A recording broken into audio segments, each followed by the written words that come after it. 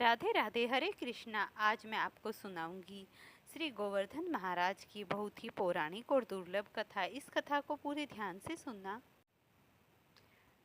नंद जी ने पूछा, महाप्रतापी सुनना नंद जी, आप सर्वज्ञ और बहुशास्त्र के ज्ञाता हैं, अतः मैंने आपके मुख से व्रज मंडल के महात्म का वर्णन सुना। अब आप गोवर्धन नाम से प्रसिद्ध जो पर्वत है उसकी उत्पत्ति कैसे हुई यह मुझे बताइए। इस गिरिश्रेष्ठ गोवर्धन को लोग गिरिराज क्यों कहते हैं? इस से इनका महत्व और अधिक बढ़ गया। क्या आप ज्ञानियों के शिरोमणि हैं? सनानंद जी बोले, एक समय की बात है, हस्तिनापुर में महाराज पांडु के धर्मधारी पुत्रों में श्रेष्ठ जैसे भीम महाराजा पांडु ने सोचा कि एक ऐसा प्रश्न ही किया जाए जिससे उस प्रश्न को भीष्म द्वारा दिए गए समस्त प्रकार के जो भी उन उत्तर उनके अन्य से लोग भी सुन रहे हों, उसे भी भीष्म के जो उत्तर दिए हैं उन्हें मैं यही सुन रहा हूँ। साक्षात परिणामतः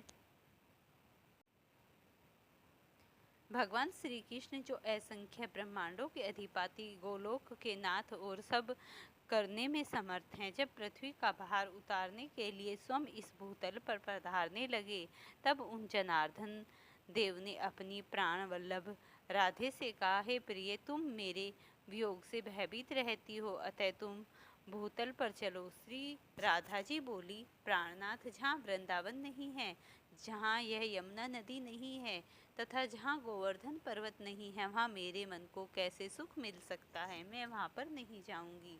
श्री सनानंद जी कहते हैं, नंदराज, श्री राधा की यह बात सुनकर स्वयं श्री हरि ने अपने आप से 84 कोस विस्तृत भूमि, गोवर्धन पर्वत और यमुना नदी को भूतल पर भेजा। उस समय 84 कोस विस्तार वाली गोलोक की सर्वलोक वंदिते भूमि 24 वनों के साथ यहाँ आई। गोवर्धन पर्वत ने भारतवर्ष से पश्चिम दिशाओं में शैलाशली द्वीप के भीतर द्रोणाचार्य की पत्नी के गर्भ से जन्म लिया। उस अवसर पर देवताओं ने गोवर्धन के ऊपर फूल बरसाए। गोवर्धन और सुमेरु आदि समस्त पर्वतों ने वहां आकर प्रणाम किया और उनकी परिक्रमा कर गोवर्धन का विधिवर्तन पूजन किया। पूजन के पश्चात उन महान पर्वत ने उनकी स्तुति प्रारंभ करी।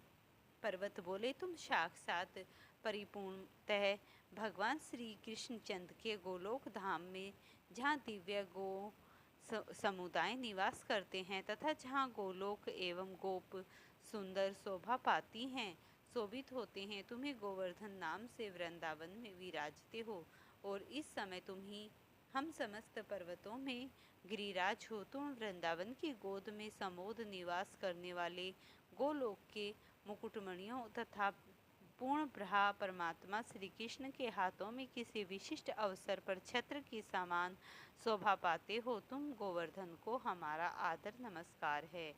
सनानंद जी कहते हैं, नंदराज, इस प्रकार स्तुति करके सब पर्वत अपने आप से अपने स्थान से चले गए। तभी से एक सर्वश्रेष्ठ गोवर्धन साक्षात गिरिराज कहलाने लगा था। गिरिराज जी का ब्रजमंडल में आगमन। एक समय मुनि श्रेष्ठ पुलस्त्योजी तीर्थ यात्रा के लिए भूतल पर भ्रमण करने लगे। उन महामुनि ने द्रोणाचल के पुत्र वाष्मल वाले श्रेष्ठ पर्वत गोवर्धन को शोभित हो रहे थे। वहाँ के वृक्ष फलों के बहार से लदे हुए थे। निर्जनों ने झरझर शब्द गूंज रहे थे। उस पर्वत पर बड़ी शांति विराजमान थी। अपनी गदाओं के कारण वह मंडला का धाम जान पड़ता था तथा सैकड़ों शिखरों से सुशोभित वह रत्नमय मनोहर शैल तपस्या करने के लिए उपयुक्त स्थान था। विधिवत रंग की चित्र विचित्र वस्तुएं वहाँ पर, समस्त प्रकार की वस्तुएं उस भूमि की बालू ढालू में, सब कुछ नाना प्रकार के पशु पक्षी व्याप्त थे। मृग और बंदर आदि पशु भी वहाँ पर फैले हुए थे। मयूरों की कैका ध्वनि से मंडित गोवर्धन पर्वत मुमुक्षुओं के लिए मोक्ष प्रतीत होता था। मुनिवर पुलस्त्य के मन में उस पर्वत को प्राप्त करने की इच्छा हुई। इसके लिए वे द्रोणाचार्य के समीप गए। द्रोणाचार्य उनका पूजन स्वागत सत्कार किया। इसके बाद पुलस्त्य जी उस पर्वत से बोले। पुलस्त्य जी ने कहा, द्रोण तुम पर्वतों के स्वामी हो, समस्त देवता तुम्हारा आदर करते हैं। तुम दिव्य औषधियों में संपदा और मनुष्यों का सदा जीवन देने वाले हो। मैं कोशी का निवास मुनि हूँ और तुम्हारा निकट याचक होकर आया हूँ। तुम अपने पुत्र गोवर्धन राधे राधे। जय श्री कृष्णा। प्रिय भक्तों, आप सभी को गोवर्धन पूजन की ढेर सारी शुभकामनाएं। दीपावली के 5 दिवसीय पर्वों में जो चौथे दिन गोवर्धन की पूजा की जाती है, उसमें श्री कृष्ण भगवान का आवाहन किया जाता है। हर साल शुक्ल पक्ष की प्रतिपदा तिथि को गोवर्धन पूजन करने का विधान है। इस दिन गोवर्धन की पूजा करने का विधान है और इस दिन को अन्नकूट के नाम से भी जाना जाता है। मान्यता है कि इस दिन धरती में उगी चीजों का जो प्रकृति से पैदा होती हैं, उन्हीं का भोग लगाया जाता है। और एक बात है कि इसी दिन श्री कृष्ण भगवान ने गोवर्धन पर्वत को अपनी कन की छोटी सी उंगली पर उठा इंद्र के अहंकार को चकनाचूर किया था। और गोवर्धन के दिन भगवान श्री कृष्ण को 56 प्रकार के भोग लगाए जाते हैं। साल 2025 में शुक्ल पक्ष की प्रतिपदा तिथि की जो गोवर्धन की पूजा प्रारंभ होगी, वो 21 अक्टूबर दिन मंगलवार को प्रारंभ होगी। गोवर्धन पूजन का जो शुभ समय होगा वो होगा 5:55। और वहीं गोवर्धन पूजन की जो समाप्ति होगी वो होगी 22 अक्टूबर दिन बुधवार को रात्रि के 8:16 पर।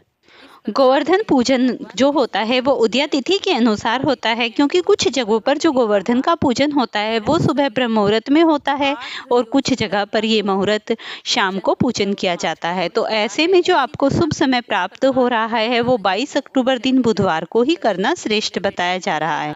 बुधवार को प्रीति योग भी बन रहा है जो होगा तक रहेगा। वहीं साल 2025 में 22 अक्टूबर को गोधूली मुहूर्त प्रारंभ हो जाएगा 5:25 से, जो 6:10 तक रहेगा। इस समय में गाय की पूजा करने के बाद उनकी परिक्रमा करना अति शुभ लाभ देने वाला होगा और गौ माता को हरा चारा खिलाना तो बेहद ही शुभ माना जा रहा है, क्योंकि गाय माता श्री कृष्ण भगवान को अति प्रिय होती हैं। गोवर्धन पूजा वाले दिन सुबह ब्रह्म मुहूर्त में उठकर घर और आंगन की सफाई कर ली जाती है। गोवर्धन पूजन में सबसे पहले जो महत्वपूर्ण होता है वो होता है गौ माता का गोबर लेने के बाद उसमें गौ माता की या फिर श्री कृष्ण भगवान की ग्वालों की मूर्तियां बनाना बेहद ही शुभ बताया जाता है। इस प्रकार गोवर्धन को बनाने के बाद वहां पर खील पतासे, पूड़े और फिर जल का लोटा भरकर रख दिया जाता है। और जो करवा चौथ में सीखें प्रयोग की जाती हैं, उन्हें गोबर के ऊपर चारों साइड लगाकर रुई से बांध दिया भी जाता है। जब आप गोवर्धन बनाते हैं तो जो श्री कृष्ण की नाभि होती है वहां पर एक गोल आकार का दिया बनाकर रख देते हैं और उसके बाद श्री कृष्ण भगवान को भोग लगाकर पूजन पूरे विधि विधान से किसी पंडित से कराकर पूजा संपन्न करा ली जाती है। वीडियो पसंद आई हो तो फ्रेंड्स इसे लाइक शेयर करना, चैनल पर नए हैं तो चैनल को सब्सक्राइब करना। श्री हरि यहाँ दीनदयाल और मानलीला भी करेंगे, अतः मुझे यहाँ से अन्यत्र कहीं चले जाना चाहिए। यह ब्रजभूमि और यह यमुना नदी गोलोक से आई हैं। श्री राधा के साथ भगवान श्री कृष्ण ने भी यहाँ शोभामान होंगे। उनका उत्तम दर्शन पाकर मैं कृतकृत्य हो जाऊंगी। मन ही मन विचार करके गोलोक में मुनि की हथेली पर अपने शरीर का समस्त प्रकार से जो बढ़ाता वह ले लिया। उस समय मुनि अत्यंत थक गए। पहले उन्हें कही हुई बातों की याद नहीं रही। उन्होंने पर्वत को हाथ में उतारकर ब्रजमंडल में रख दिया। बाहर से पीड़ित तो थे ही, लघु काशाओं निर्वत होने के लिए चल पड़े। सोच क्रिया करके जल में स्नान करने के पश्चात महामुनि पुलत्स्य ने उत्तम पर्वत मंदिर से कहा, उठो, अब उठो, यह सब भार छोड़ो।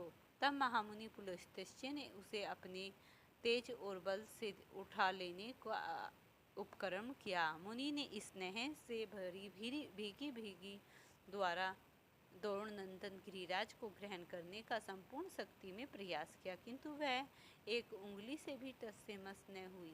तब पुलत्स्य जी बोले, गिरिराज चलो चलो, भार अधिक से अधिक न बढ़ाओ, मैं जान गया तुम रूठे।